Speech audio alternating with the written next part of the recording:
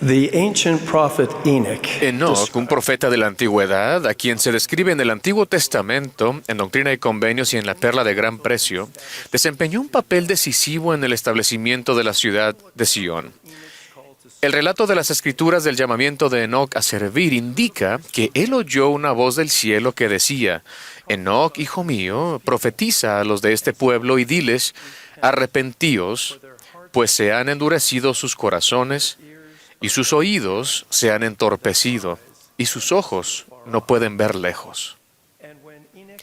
Y cuando Enoc oyó estas palabras, se humilló a la tierra, y habló ante el Señor diciendo: ¿por qué he hallado gracia ante tu vista? Si no soy más que un jovenzuelo, y toda la gente me desprecia. Por cuanto soy tardo en el habla, ¿por qué soy tu siervo? Fíjense, por favor, en que en el momento en que Enoc fue llamado a servir, cobró plena conciencia de sus carencias y limitaciones. Y sospecho que todos nosotros, en algún momento en nuestro servicio en la iglesia, nos hemos sentido como Enoc. No obstante, considero que la respuesta del Señor a la implorante pregunta de Enoc es instructiva y se aplica a cada uno de nosotros hoy en día. Y el Señor dijo a Enoc: ve y haz lo que te he mandado, y ningún hombre te herirá. Abre tu boca y se llenará, y yo te daré poder para expresarte. He aquí mi espíritu rebosa sobre ti, y por consiguiente justificaré todas tus palabras. Y las montañas huirán de tu presencia, y los ríos se desviarán de su cauce. Y tú permanecerás en mí, y yo en ti. Por tanto, anda conmigo. A la larga, Enoc llegó a ser un gran profeta y un instrumento en las manos de Dios para llevar a cabo una gran obra. Pero no comenzó su ministerio de esa manera. Por el contrario, su capacidad se magnificó con el tiempo conforme aprendió a permanecer en el Hijo de Dios y a andar con Él. Ruego fervientemente la ayuda del Espíritu Santo, mientras consideramos juntos el consejo que el Señor dio a Enoc y lo que puede significar para ustedes y para mí hoy en día. El Señor Jesucristo nos extiende la invitación a cada uno de nosotros a permanecer en Él. Pero ¿cómo aprendemos en realidad a permanecer en Él y cómo lo logramos? La palabra permanecer significa mantenerse fijo o estable y perdurar sin ceder. El elder Jeffrey R. Holland explicó que permanecer como acción significa quedarse, pero quedarse para siempre.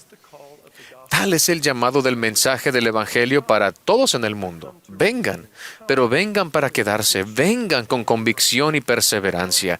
Vengan y quédense permanentemente por el bien de ustedes y por el bien de las generaciones que los seguirán. Así que permanecemos en Cristo cuando somos firmes e inmutables en nuestra devoción al Redentor y sus santos propósitos, en los buenos momentos y en los malos. Comenzamos a permanecer en el Señor cuando ejercemos nuestro albedrío moral para tomar sobre nosotros su yugo mediante los convenios y las ordenanzas del Evangelio restaurado. La conexión por convenio que tenemos con nuestro Padre Celestial y con su Hijo resucitado y viviente es la fuente divina de perspectiva, esperanza, poder, paz y gozo duraderos. Es también el fundamento sólido como una roca sobre el cual debemos edificar nuestra vida. Permanecemos en Él al esforzarnos continuamente por fortalecer nuestro lazo por convenio con el Padre y el Hijo. Por ejemplo, el orar sinceramente al Padre Eterno en el nombre de su Hijo amado hace más profunda y fuerte nuestra conexión por convenio con ellos. Permanecemos en Él cuando verdaderamente nos deleitamos en las palabras de Cristo. Como hijos del convenio, la doctrina del Salvador nos acerca más a Él y nos dirá todas las cosas que debemos hacer. Permanecemos en Él cuando nos preparamos para participar en la ordenanza de la Santa Cena, repasando las promesas que hicimos por convenio y reflexionando sobre ellas, arrepintiéndonos sinceramente El participar dignamente de la Santa Cena es un testimonio a Dios de que estamos dispuestos a tomar sobre nosotros el nombre de Jesucristo y a esforzarnos por recordarle siempre, después del breve periodo necesario para participar de esa ordenanza. Y permanecemos en Él cuando servimos a Dios al servir a sus hijos y al ministrar a nuestros hermanos y hermanas. El Salvador dijo: si guardáis mis mandamientos, permaneceréis en mi amor, así como yo he guardado los mandamientos de mi Padre y permanezco en su amor. He descrito brevemente varias de las muchas maneras en que podemos permanecer en el Salvador. Ahora invito a cada uno de nosotros como sus discípulos a pedir, buscar, llamar y averiguar por nosotros mismos, por el poder del Espíritu Santo, otras maneras significativas en que podemos hacer de Cristo el centro de nuestra vida en todo lo que hacemos. La promesa del Salvador a sus seguidores tiene dos partes. Si permanecemos en Él, Él permanecerá en nosotros. Pero, ¿es realmente posible que Cristo permanezca en ustedes y en mí, individual y personalmente? La respuesta a esta pregunta es un rotundo sí. En el libro de Mormón aprendemos sobre la ocasión en que Alma enseñó y testificó a los pobres, cuyas aflicciones los habían obligado a ser humildes. En su instrucción comparó la palabra a una semilla que se debe plantar y nutrir, y describió la palabra como la vida, la misión y el sacrificio expiatorio de Jesucristo. Alma dijo: empezad a creer en el Hijo de Dios, que vendrá para redimir a los de su pueblo, y que padecerá y morirá para expiar los pecados de ellos, y que se levantará de entre los muertos, lo cual efectuará la resurrección, a fin de que todos los hombres comparezcan ante Él para ser juzgados en el día postrero, sí, el día del juicio, según sus obras.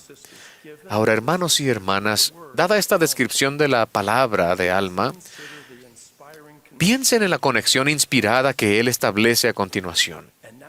Y ahora bien, quisiera que plantaseis esta palabra en vuestros corazones, y al empezar a hincharse, nutridla con vuestra fe. Y he aquí llegará a ser un árbol que crecerá en vosotros para vida sempiterna. Y entonces Dios os conceda que sean ligeras vuestras cargas mediante el gozo de su Hijo. Y todo esto lo podéis hacer si queréis. La semilla que debemos esforzarnos por plantar en nuestro corazón es la palabra, a saber, la vida, la misión y la doctrina de Jesucristo. Y conforme la palabra sea cultivada con fe, puede llegar a ser un árbol que brotará en nosotros para vida sempiterna. ¿Cuál era el simbolismo del árbol en la visión de Ley? El árbol puede considerarse una representación de Jesucristo. Mis queridos hermanos y hermanas, ¿se encuentra la palabra en nosotros? ¿Están escritas las verdades del Evangelio del Salvador en las tablas de carne de nuestro corazón? ¿Estamos viniendo a Él y estamos llegando a ser más semejantes a Él? ¿Está el árbol de Cristo creciendo en nosotros? ¿Nos estamos esforzando por llegar a ser nuevas criaturas en Él? Quizás este milagroso potencial inspiró a Alma a preguntar: ¿habéis nacido espiritualmente de Dios? ¿Habéis recibido su imagen en vuestros rostros? ¿Habéis experimentado este potente cambio en vuestros corazones? Siempre debemos recordar la instrucción del Señor a Enoc: tú permanecerás en mí y yo en ti.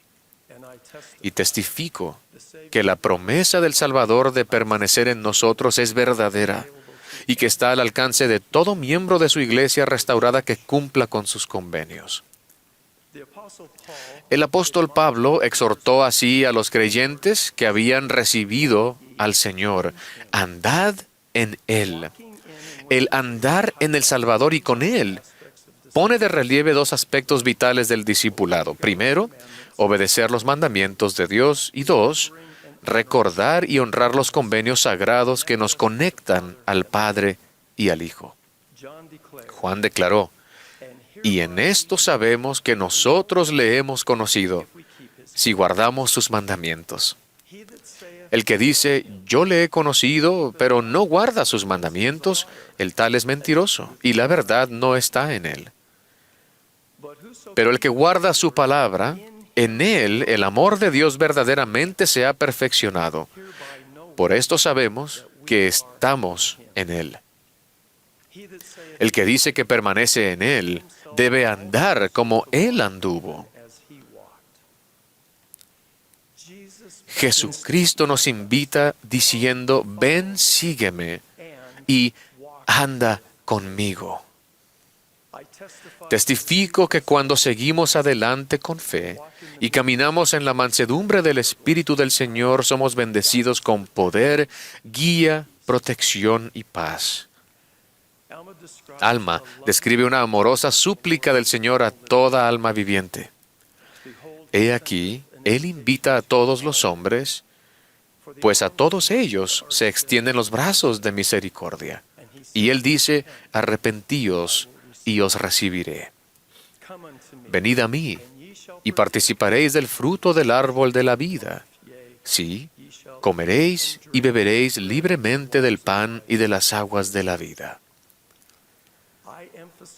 Recalco el alcance universal de la súplica del Salvador. Él anhela bendecir con su gracia y misericordia a cada persona que vive ahora, que ha vivido o que aún vivirá en la tierra. Algunos miembros de la Iglesia aceptan como verdaderos la doctrina, los principios y los testimonios que se proclaman repetidamente desde este púlpito del centro de conferencias y en las congregaciones locales en todo el mundo. Sin embargo, puede que les cueste creer que esas verdades eternas se aplican específicamente a su vida y a sus circunstancias. Creen con sinceridad y sirven con diligencia, pero su conexión por convenio con el Padre y con su Hijo Redentor todavía no ha llegado a ser una realidad viviente y transformadora en su vida. Prometo que por el poder del Espíritu Santo pueden saber y sentir que las verdades del Evangelio que he tratado de describirles son para ustedes individual y personalmente. Testifico con gozo que Jesucristo es nuestro amoroso y viviente Salvador y Redentor. Si permanecemos en Él, Él permanecerá en nosotros. Y al andar en Él y con Él, seremos bendecidos para producir mucho fruto. De ello testifico en el sagrado nombre del Señor Jesucristo. Amén.